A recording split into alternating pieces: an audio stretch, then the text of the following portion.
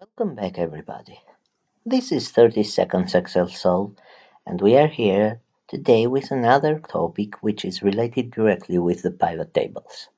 The question is how to make calculations outside pivots. So let's do that together. Here we have the example. So let's create the pivot table then, and here it is. You select the data source, you go to Insert, Pivot Table, and now on a new worksheet you create the pivot table. And we pick the row labels as order date and the totals as value. And here is the pivot table. Now, let's suppose that I have a calculated variable outside of this pivot table.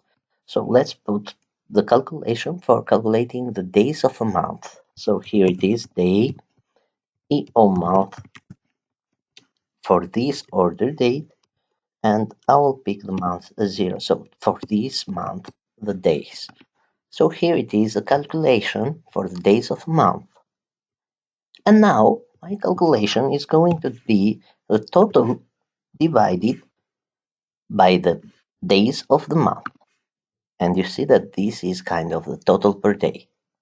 And if I drag that, you will see that always this date here on the get by pivot data stays kind of the equal. It's same. The only thing that changes is only the column C.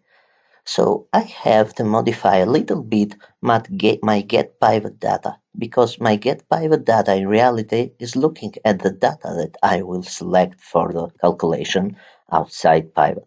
So for doing that, I have to erase this date,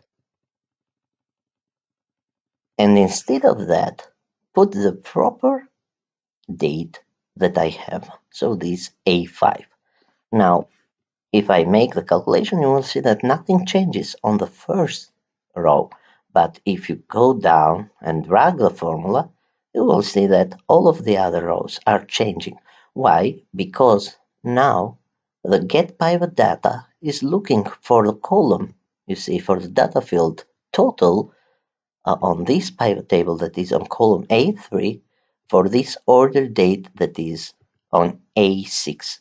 So this is basically how to make calculations outside pivots, even if you don't want to create a calculated variable on your pivot table.